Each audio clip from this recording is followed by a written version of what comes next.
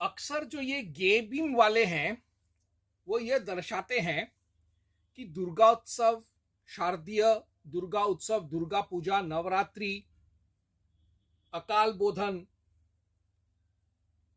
ये जो है और खासकर से दुर्गा महिषासुर युद्ध जो है वह आर्य विदेशी और मूल निवासी असुरों का युद्ध है। एक तरफ आर्य विदेशी और आर्य ब्राह्मण और दूसरे तरफ तथाकथित मूल निवासी असुर, सांथाल, नागवंशी, यादव, यदुवंशी, द्रविड़, तमिल, वनवासी इत्यादि। तो एक चीज मैं साफ साफ बता दूं, ये मेरे पास है बाबरनामा, अंग्रेजी में बाबरनामा ए मेमोयर।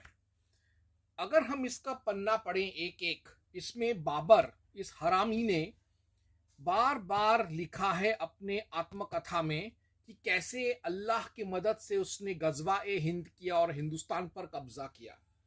ठीक वैसे ही सेटन फ्रांसिस जेवियर अपने आत्मकथा में, अपने डायरी में, अपने चिट्ठियों में, अपने आदेशों में वह लिखता है कैसे जीसू के आशीर्वाद से उसने हिंदुओं को मारा, उनका मंदिर तोड़ा, उनका सब मूर्तियों को मारा, तोड़ा, उनका धर्मांतरण किया, उनको यातनाएं दी, ब्राह्मणों को मारा, हिंदू धर्म का तिरस्कार किया इत्यादि। लेकिन किसी भी हिंदू आर्ष आर्य वैदिक ग्रंथ या शास्त्र में कहीं ये नहीं लिखा है कि आर्य विदेशी थे और उन्होंने यहाँ के मूल निवासियों को मारकर हिंदुस्तान पर कब्जा किया। युद्ध तो है बहुत सारे, राम रावण युद्ध है, महाभारत कुरुक्षेत्र युद्ध है, दशराजन्य युद्ध है, लेकिन ये सारे युद्ध जो थे आर्यों के ही अलग अलग कबीलों के बीच में, समुदायों और राज्यों के बीच में था, ना कि एक रेशियल वॉर था जहां विदेशी आक्रांताओं और स्थानीय लोगों के बीच में युद्ध है। ऐसा परिप्रेक्ष्य किसी भी संस्कृत ग्रंथ या शास्त्र में या पुस्तक में ये लिख कर नहीं गए हमारे आर्य पूर्वज। अगर आर्य विदेशी होते तो उनको तो गर्व होता बाबर की तरह, सेटन फ्रांसिस जेवियर की तरह, और वो लोग सोने के अक्षरों में लिख कर जाते कि हमने यहाँ के मूल निवासियों पर कब्जा किया है। ऐसा तो उन्होंने लिखा ही नहीं। उल्टा असुर, राक्षस, दस्यु, ये सब तो उनके ही भाई भतीजे थे। इस पर मैं बाकी कभी और चर्चा करूंगा, लेकिन आज मैं ये समझने का कोशिश करूंगा कि अंततः नारी होते हुए दुर्गा को, महिषासुर को क्यों मारना पड़ा। अगर यह युद्ध सांप्रदायिक युद्ध नहीं था, नस्लवादी युद्ध नहीं था, सामंतवादी साम्राज्यवादी युद्ध नहीं था, इंपेरियलिस्ट कॉलोनियल वॉर नहीं था, फॉरेन इन्वेजन नहीं था, तो फिर दुर्गा ने महिषासुर को मारा क्यों। तो इसको पढ़ने के लिए मुझे सर्वप्रथम कालिका पुराण पढ़ना पड़ेगा और देवी महापुराण पढ़ना पड़ेगा। एक चीज मैं स्पष्ट कर देना चाहता हूं कालिका पुराण के बारे में कि कालिका पुराण एक उपपुराण है, यह महापुराण नहीं है। इसको महर्षि वाल्मीकि वेदव्यास देव ने नहीं लिखा है, ये बाकी बहुत सारे पंडितों ने मिलकर, तांत्रिकों ने मिलकर शोध करके, गवेषणा करके लिखा है। और मिथिला के नान्यदेव नामक एक स्मृतिकार थे जो 1097 टू 1133 एडी में पैदा हुआ था और मर गया था। उसने अपने स्मृतियों में कालिका पुराण का जिक्र किया है। यानी 1133 एडी में तकरीबन कालिका पुराण लिखा गया था बंगाल और आसाम में, या यूं कहें यहाँ के पंडितों ने लिखा। कालिका, दुर्गा, काली, इनके ऊपर जो लोकल जो मान्यताएं हैं, कथाएं हैं, उनको सम्मिलित करके यह उपपुराण कालिका पुराण लिखा गया था।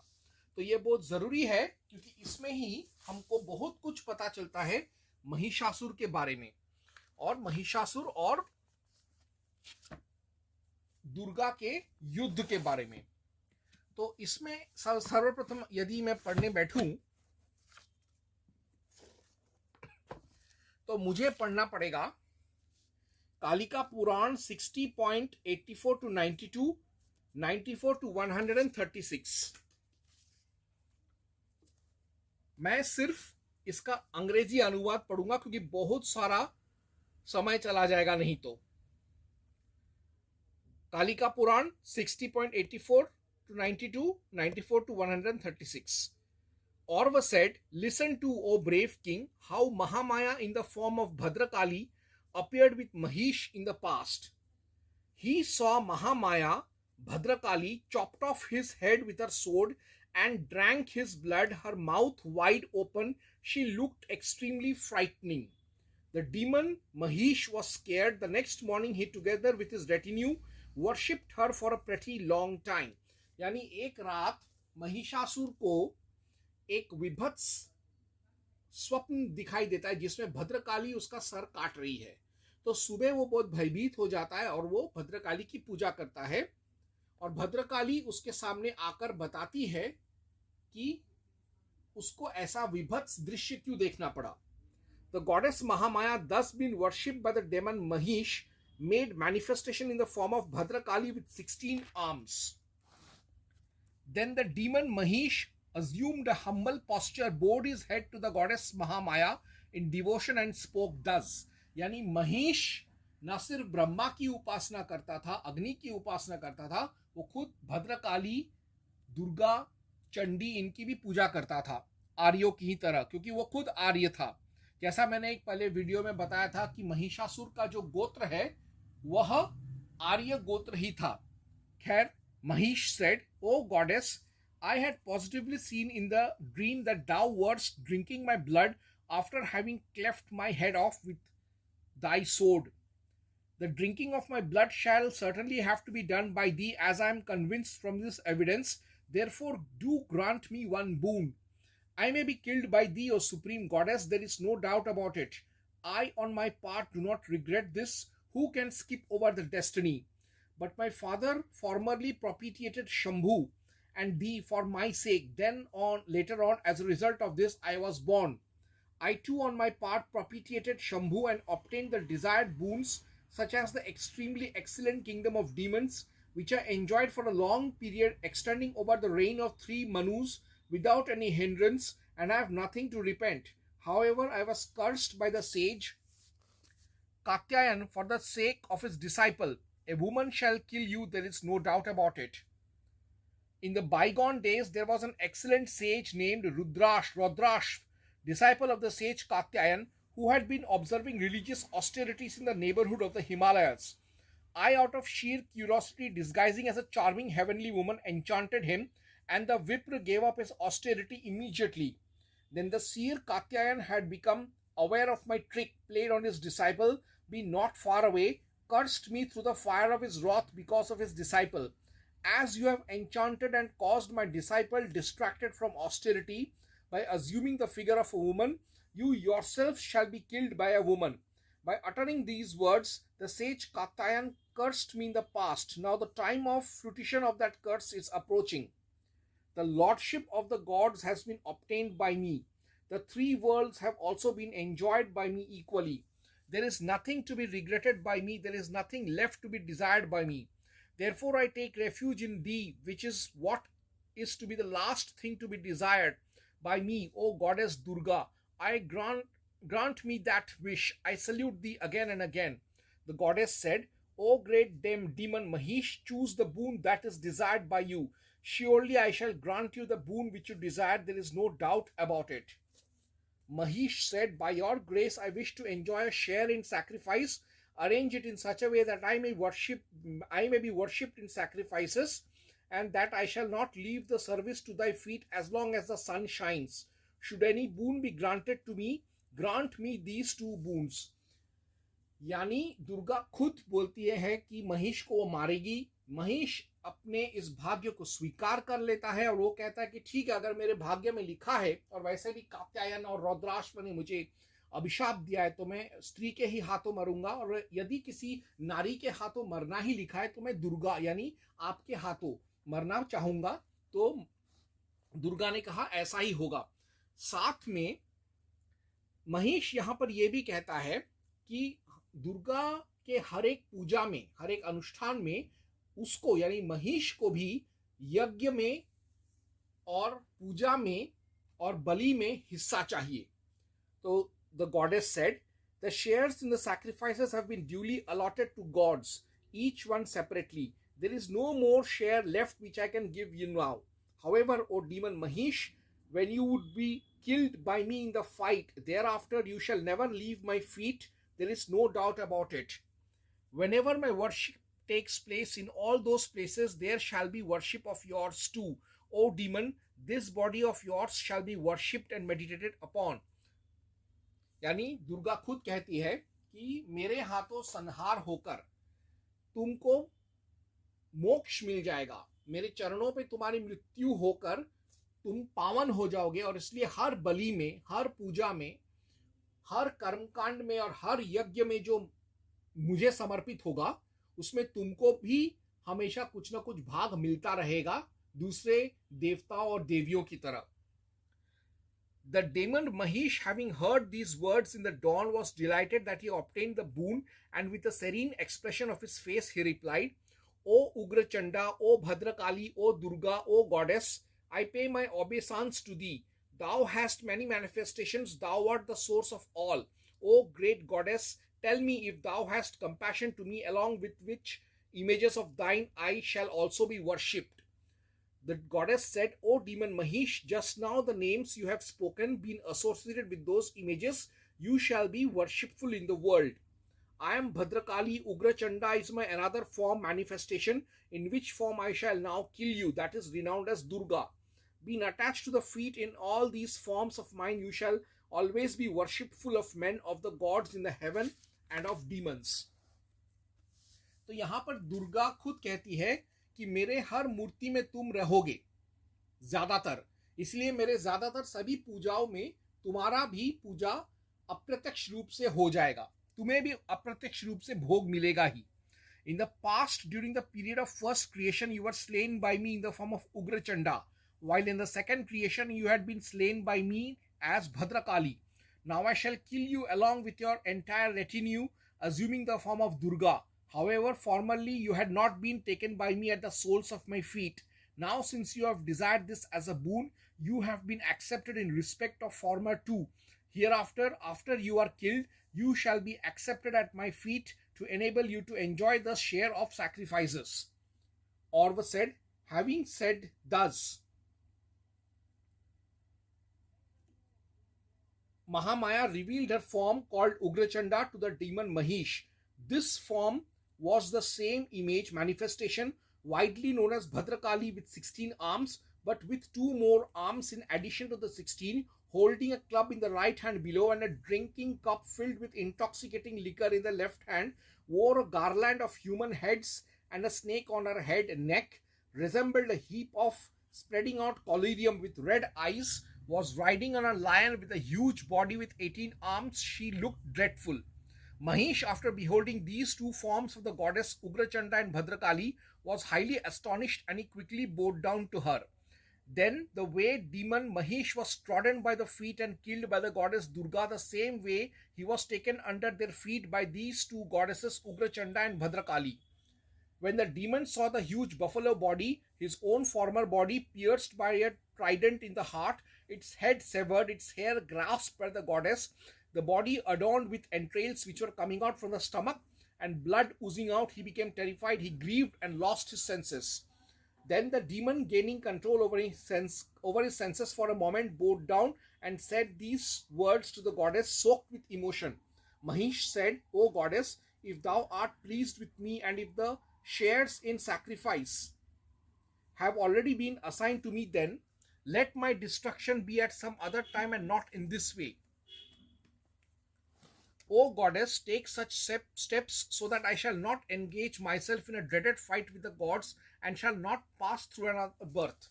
तो जब महिष को सारे वरदान मिल जाते हैं और जब वो वापस से देखता है कि उसका कैसे संहार होगा, वो डर जाता है और वो दुर्गा से या काली से कहता है कि मुझे माफ कर दो, मुझे ऐसा मौत नहीं चाहिए, ऐसा भयावह दर्दनाक मौत नहीं चाहिए, और ऐसा कुछ करो कि मैं अच्छा बन जाऊं और मेरा कभी तुमसे या किसी भी देवी देवता से कोई संग्राम ना हो।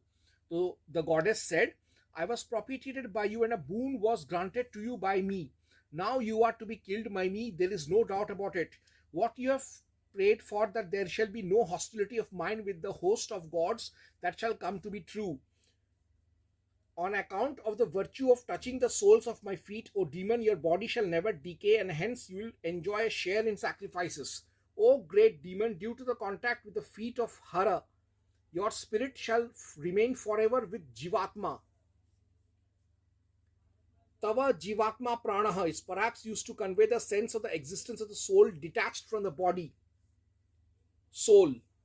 O demon Mahish, for 30 crores, 300 million, 180 or 800 Shatani Chashtayanani may mean both 108 or 800 of kalps you shall not be born again. The goddess thus granting the boon to the demon, with bowed down his head in reverence, disappeared on the spot. तो दुर्गा कहती है कि ये तो भवितव्य है, तू जरूर कुकर्म करेगा और मुझे तेरे को मारना ही पड़ेगा, यही विधान है, ये तू करने वाला ही है, इसलिए तू तो मेरे हाथों मरेगा ही, लेकिन मरने के बाद तुझे दूसरा जन्म नहीं लेना पड़ेगा, तुझे निर्वाण मिल जाएगा और कई करोड़ों सालों तक तू दोबारा जन्म नहीं लेगा, इस प्रलय के बाद ही तू जन्म लेगा. O King Mahesh, on his part being illusioned by the illusory power of the goddess, went back to his abode, assuming his original demoniacal character. Sagar said, many demons were killed by Mahamaya in the past for the welfare of the worlds, but none of them was adopted by the goddess, or auspicious boons were granted to me. Tell me, O best of the Dvigs, why this particular demon Mahish was accepted by the goddess and boons were also bestowed on him.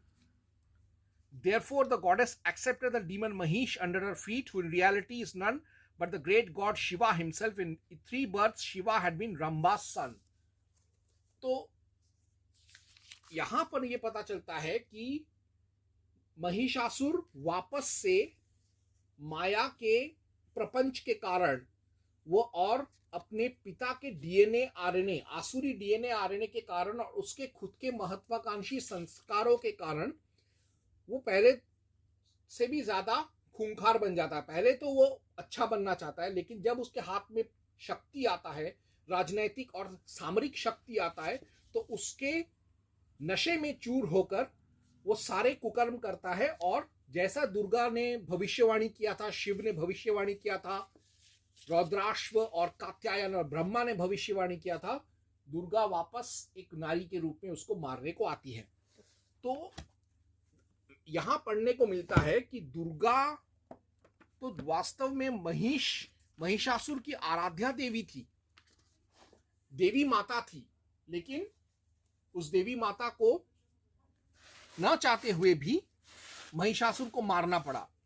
ये कोई धार्मिक युद्ध नहीं था, ये कोई विदेशी आक्रांताओं का आक्रमण नहीं था, ये कोई आर्यों और विदेशियों और मूल निवासियों का युद्ध नहीं था, यह धर्म का युद्ध था. क्योंकि महिषासुर जो था उसने गलत काम किए थे. क्या गलत काम किया था जिसके लिए दुर्गा को विवश होकर अवतार लेना पड़ा? इसका उल्लेख मिला है देवी महापुराण 5.2.4-13, 5.3.2-8, 5.7.6-8, 22-25. हे भूपते, पूर्व में पृथ्वी में महिषासुर के महीपति होने पर देवता और दानवों की सेना में घोर संग्राम उपस्थित हुआ था. हे राजेंद्र, अपनी मनोरथ सिद्धि के निमित्त वह महिष सुमेरु पर्वत पर जाए देवताओं को विस्मय कर उत्कृष्ट और कठोरतर तपस्या करने लगा. हे महाराज, हृदय में इष्ट देवता का ध्यान करते करते उसको 10,000 वर्ष पूर्ण हुए. तब सर्वलोक पितामह ब्रह्मा जी उस पर संतुष्ट हुए. चतुरानन ने हंस पर चढ़ उस स्थान में आकर महिषासुर से हंसकर कहा, हे धर्मात्मन, तुम अपने अभिलषित वर की प्रार्थना करो, मैं वही दूंगा।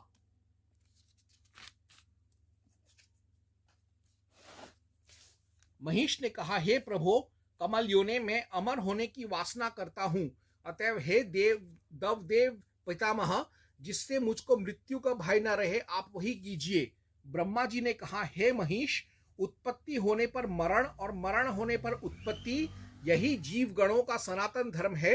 अतएव जन्म लेने से मृत्यु और मृत्यु होने पर जन्म अवश्य ही होगा, इसमें संदेह नहीं। हे दानव पते, अधिक क्या, काल से महागिरी, महासागर और संपूर्ण प्राणीगण सर्वथा विलीन होंगे। हे महिमाल, तुम साधु हो, अतएव अमर होने के अतिरिक्त तुम्हारे मन में जो कोई भी अभिलाषा हो सो कहो, मैं वही वरदान प्रदान करूंगा। महिष ने कहा, हे पितामह, देव दानव और मनुष्य जाति पुरुष से मेरी मृत्यु नहीं होवे, स्त्रियों को मैं नहीं गिनता हूं, मैं गिनता ही नहीं, अबलाओं में मुझको कोई नहीं मार सकती। हे पद्मयोने, कामिनी से ही मेरी मृत्यु स्थिर कीजिए। कामिनियों का बल बहुत थोड़ा है, अतएव वह मुझको किस प्रकार मारने में समर्थ होंगी। पितामह ने कहा, हे दानवेंद्र, किसी समय नारी से ही अवश्य तुम्हारी मृत्यु होगी, किसी पुरुष जाति से तुमको मृत्यु का भय नहीं है। हे महिष, तुमने सौभाग्यशाली होने से ही यह वर प्राप्त किया है।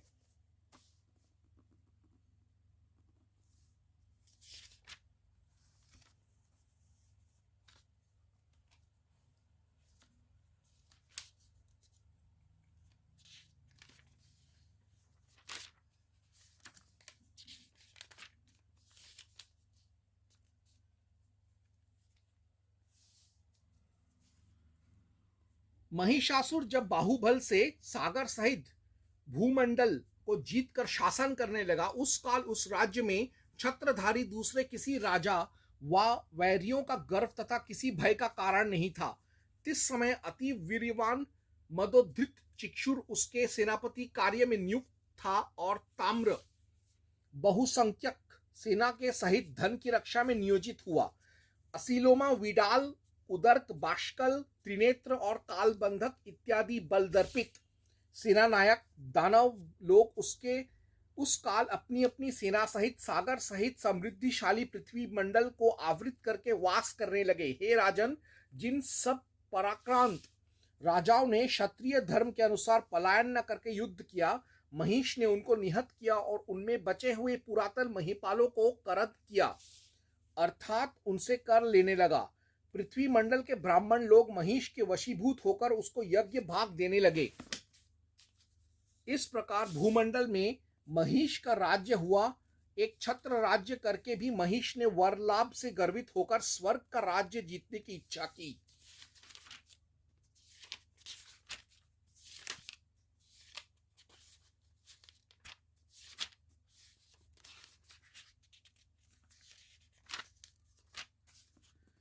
वासुदेव महिष के सींगों से वक्षस्थल में ताड़ित हो विह्वल चित्त से वेग सहित वहां से अपने वैकुंठ धाम में चले गए।